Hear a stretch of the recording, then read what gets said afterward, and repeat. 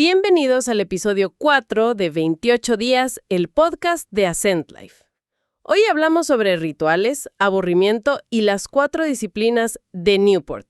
Y bueno, pongamos un escenario sobre la mesa que seguramente es el pan de cada día para quien nos escucha. Uy, me imagino perfectamente por dónde vas. Sí, a ver, son las 9 de la mañana, hay un café recién hecho ahí en el escritorio y existe este juramento solemne de que hoy, por fin, se va a avanzar en ese proyecto súper complejo que lleva semanas estancado. Ajá, el famoso hoy sí me concentro. Exacto.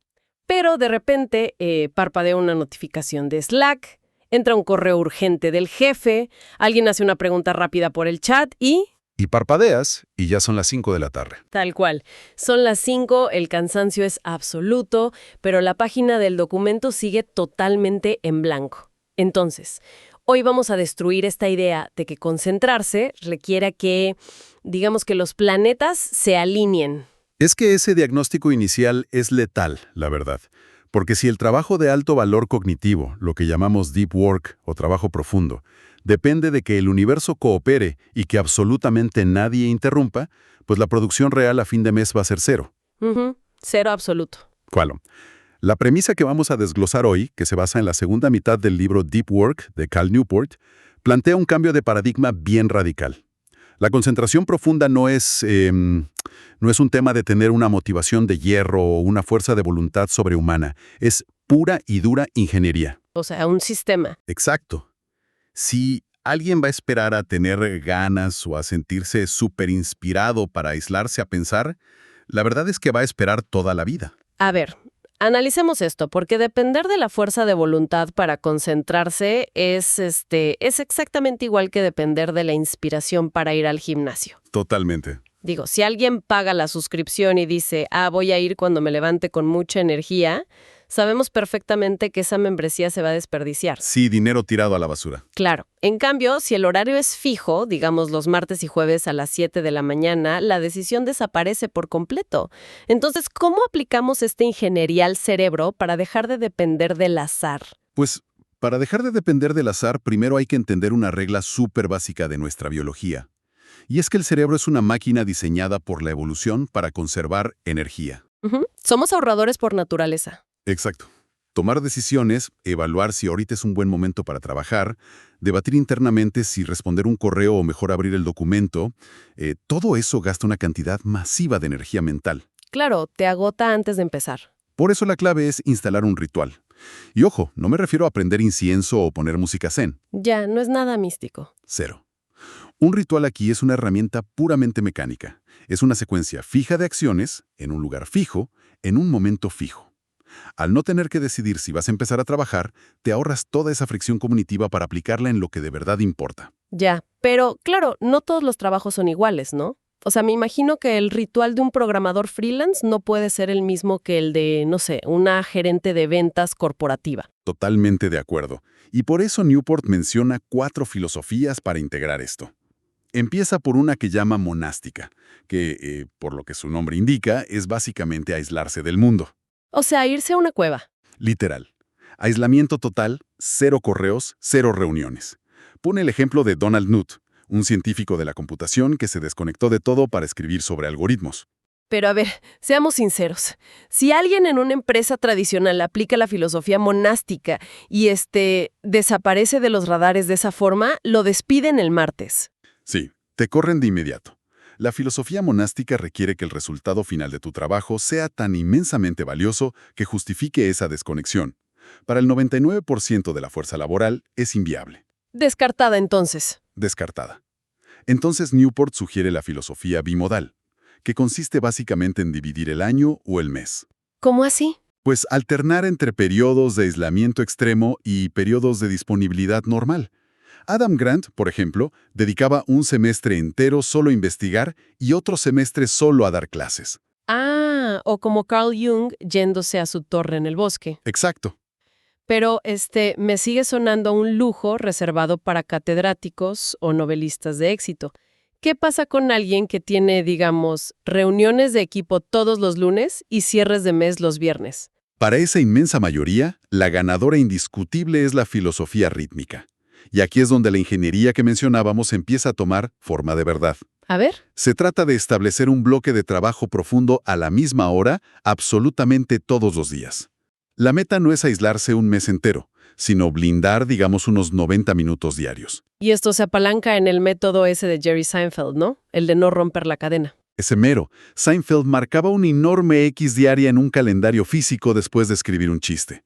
La automatización del cerebro es la clave aquí, porque después de unas semanas de hacerlo a la misma hora, esa resistencia inicial simplemente desaparece. Ya no hay debate interno. Exacto, el ritual toma el control. Suena estructurado, sí. Pero hay una cuarta opción que Newport menciona, la filosofía periodística. Y tengo que decir que esta suena increíblemente atractiva. Uy, sí, la trampa. Es que básicamente es la capacidad de robar horas de trabajo profundo en cualquier huequito que aparezca en la agenda, ¿no? O sea, Walter Isaacson escribía libros enteros aprovechando esperas en aeropuertos.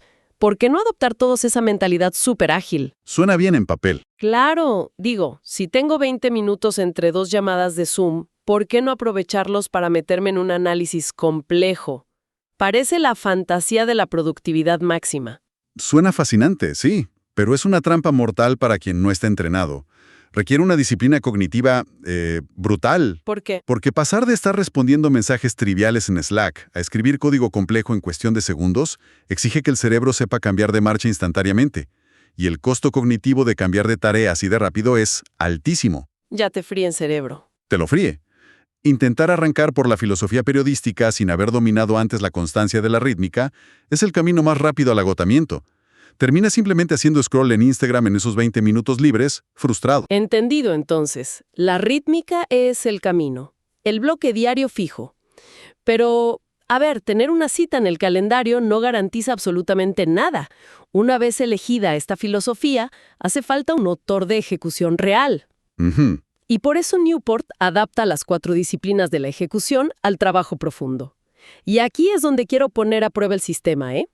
La disciplina 1 es definir una meta salvajemente importante. Ajá, ¿el qué? Sí, él dice que no sirve decir quiero ser más productivo, sino algo muy concreto como terminar el capítulo 7 del libro antes del viernes. Exacto. Suena muy bien en la teoría, pero en un entorno corporativo donde, digamos, los jefes cambian las prioridades cada miércoles, ¿cómo se sostiene una meta inamovible sin que parezca que uno ignora sus otras responsabilidades? Es que esa aprensión es muy real. Pero la respuesta es que la meta salvajemente importante no abarca todo el trabajo del día. Es única y exclusivamente para ese bloque protegido. Ah, ya. Sí, el resto del día sigues navegando el caos corporativo y apagando incendios. Pero si ese bloque de 90 minutos no tiene un objetivo con precisión quirúrgica, el esfuerzo se disipa por completo. Te sientas frente a la pantalla y, al no saber exactamente qué mover hacia adelante, terminas organizando carpetas o limpiando tu bandeja de entrada. Te da una falsa sensación de que avanzas. Totalmente. Y justo para evitar esa falsa sensación, entra la disciplina 2, que pide medir el avance y no los resultados finales, lo cual requiere entender cómo funcionan los indicadores, ¿verdad? Así es. Lo fascinante de esto es entender la mecánica detrás de un lag indicator frente a un lead indicator. A ver, explícanos eso. Un lag indicator, o sea, un indicador de resultado final, es algo que siempre llega tarde. Por ejemplo, publicar un artículo, lanzar un software o cerrar las ventas del trimestre. Cuando mides eso, el evento ya sucedió, o sea, ya ganaste o ya perdiste. No puedes alterar el pasado. Ya. Sin embargo, un lead indicator, que es un indicador de avance, es algo que sí puedes controlar hoy mismo. O sea, ¿el esfuerzo? Exacto. En este contexto, son las horas de trabajo profundo que inviertes esta semana. La premisa es que lo que se mide es lo que se gobierna. Al gobernar rigurosamente las horas profundas, el resultado final se va a dar por añadidura. Es quitar la vista del destino final y ponerla en los pasos inmediatos. Lo cual nos lleva directo a la disciplina 3, que es el tablero visible. Y aquí hay un mecanismo psicológico que la verdad vale la pena desmenuzar. El marcador. En Excel o en una app, el comportamiento simplemente no cambia. Ojos que no ven, corazón que no siente, literalmente. Exacto. El marcador tiene que estar ahí, a la vista, ocupando espacio físico. Porque cada vez que levantas la mirada, ese tablero te está exigiendo cuentas. Y se genera esta presión psicológica muy positiva al ver una cadena de marcas en papel que el cerebro, pues no quiere romper. Así es. Y hablando de esa presión psicológica positiva y de no dejar que toda esta estructura se desmorone por intentarlo sin una red de apoyo, puedes probar gratis el reto de 28 días en ascens.life, link en la descripción. Porque esto nos conecta directamente con la disciplina 4, la rendición de cuentas semanal. Esa conexión es vital, ¿eh? Porque nadie sostiene un sistema en el vacío. La cuarta disciplina establece una revisión semanal innegociable, un momento fijo para pararte frente a ese tablero visible, evaluar cuántas horas se lograron, qué obstáculos hubo y sobre todo hacer ajustes para la siguiente semana. Es como el mantenimiento del coche. Tal cual. Si se omiten estas revisiones y uno asume que el sistema va a caminar solito para siempre, el ímpetu inicial se oxida y se cae a pedazos en menos de 15 días. Bien, recapitulemos el escenario entonces. Tenemos la filosofía rítmica, o sea, el bloque de 90 minutos agendado. Tenemos las 4 disciplinas. La meta clara, medimos las horas, hay un tablero enorme en la pared y hacemos las revisiones. Todo perfecto. ¿Sí? El sistema de ingeniería está impecable. El escritorio limpio, llega la hora, la persona se sienta frente a la computadora y de repente, ¡pum!, el sistema falla catastróficamente. Pasa todo el tiempo. Siente una ansiedad insoportable y abre el correo. ¿Por qué pasa esto si la estructura es perfecta? Pues pasa porque nos topamos con un obstáculo interno enorme, que es la atrofia de una habilidad fundamental. El problema de fondo es la incapacidad patológica de nuestra sociedad moderna para aburrirse. Uf, totalmente. El sistema nervioso actual está tan habituado a recibir pequeños disparos de dopamina ante el menor atisbo de vacío. O sea, piénsalo. Si hay 3 personas delante de ti en la fila del café, la mano va en automático al celular. Sí, o en el semáforo en rojo. Exacto. Incluso lavándose los dientes la gente pone un audio o un video. El cerebro ha olvidado por completo cómo tolerar la falta de estímulos. Claro, y cuando llega el bloque de trabajo profundo, pues no hay notificaciones, no hay likes, no hay recompensas rápidas, solo hay una tarea muy difícil que requiere pensar. Y el trabajo profundo es inherentemente incómodo. Cero gratificación inmediata. Entonces, al enfrentarse a esa incomodidad sostenida, el cerebro simplemente entra en pánico. Como un adicto al que le quitas la sustancia, busca desesperadamente su ruta de escape habitual. O sea, abrir Instagram o leer las noticias. Lo que sea que le devuelva ese flujo de dopamina barata. Y fíjate que analizando las fuentes para hoy, hay una experiencia documentada, una verdadera historia de trincheras, que ilustre lo doloroso que es este proceso. Se intentó aplicar un bloque fijo diario de 9 a 11:30 de la mañana. Ajá. Y el reporte de las primeras 2 semanas fue un fracaso absoluto. ¿Qué pasaba? El autoengaño. Típico. Cada vez que surgía una reunión que parecía medianamente importante, la persona cedía el bloque y decía, bueno, esta junta es urgente, mejor muevo mi trabajo profundo para la tarde. Pero la tarde nunca llega. Nunca. O llega, pero con una fatiga de decisiones brutal. En la práctica, el trabajo profundo no existió esas 2 semanas. ¿Y cómo se logró romper ese ciclo de autoengaño ya en la tercera semana? Con intolerancia absoluta. O sea, en la tercera semana se rechazaron sistemáticamente todas las reuniones en ese horario. No se cedió ni un minuto. Me imagino que eso generó problemas. Sí. Generó fricción social, conversaciones muy incómodas con jefes y colegas, pero el resultado fue que solo en esa semana se produjo más valor tangible que en los 2 meses anteriores. ¡Wow! ¿Sí? Y lo más revelador pasó en la 4ª semana. La fricción interna desapareció. Sentarse a las 9 en punto se había vuelto un reflejo automático. Llegar, apagar notificaciones y abrir el documento ya no requería desgaste mental. El ritual ganó. La automatización del ritual triunfó, pero para lograr eso, primero hubo que dominar al demonio del aburrimiento. Y justo por eso, Newport propone un contraentrenamiento para el cerebro. Hay que practicar el aburrimiento intencional fuera del horario laboral. ¿Cómo es eso? Pues, por ejemplo, viajar en transporte público mirando por la ventana sin escuchar un podcast. Esperar en el consultorio sin sacar el teléfono. Es necesario acostumbrar de nuevo al sistema nervioso a que la falta de estímulos externos no es una emergencia de vida o muerte. Ya. Pero aquí es donde se pone muy interesante la cosa, ¿eh? Porque revisando a fondo el texto encuentro una contradicción gigante en el mismo Newport. A ver, cuéntame. Él sugiere una práctica que llama meditación productiva, Y básicamente recomienda salir a caminar e intentar resolver un problema laboral súper complejo exclusivamente en la cabeza sin anotar nada. Ajá. Y él lo vende como una forma de entrenar la tolerancia al aburrimiento. Pero si somos estrictos con la definición, pensar intensamente en la arquitectura de un software mientras caminas no es aburrimiento real. Tienes toda la razón. Sigue siendo una altísima carga de estímulo cognitivo. O sea, sigues trabajando. Tolerar el vacío absoluto, quedarse a solas con el silencio y la falta de objetivo, ese es el verdadero reto para resetear el sistema nervioso. Mezclar concentración mental con aburrimiento me parece un error conceptual del libro. Es una crítica sumamente aguda, ¿eh? Y coincido. El vacío total es lo que resetea la dopamina, no el seguir procesando datos mientras paseas. Ahora, dominar ese vacío y blindar la agenda suena espectacular en un ambiente controlado. Pero si conectamos esto con el panorama general, nos damos cuenta de que el mundo laboral no es un laboratorio estéril, no. Para nada. Está lleno de estructuras de poder, jerarquías y políticas de oficina. Totalmente. Y ahí hay una falla política innegable en la tesis de Newport. Porque él asume que todos los obstáculos para la concentración son internos, como si tu jefe fuera a aplaudirte porque no le contestaste un correo en 3 horas. En la realidad corporativa, las reglas suelen ser exactamente opuestas. En muchas oficinas, la métrica principal no es la calidad de tu trabajo, sino tu velocidad de respuesta. Un empleado que contesta en Slack en 40 segundos es el dedicado. El empleado del mes. Exacto. Alguien podría estar haciendo el análisis profundo que salvará las ventas del trimestre, pero si no responde el chat rápido, corre el riesgo de ser etiquetado como poco colaborativo. Los rituales de productividad pueden chocar violentamente contra la cultura organizacional y costarte un ascenso. Y a ese riesgo externo yo le sumaría un peligro interno todavía peor.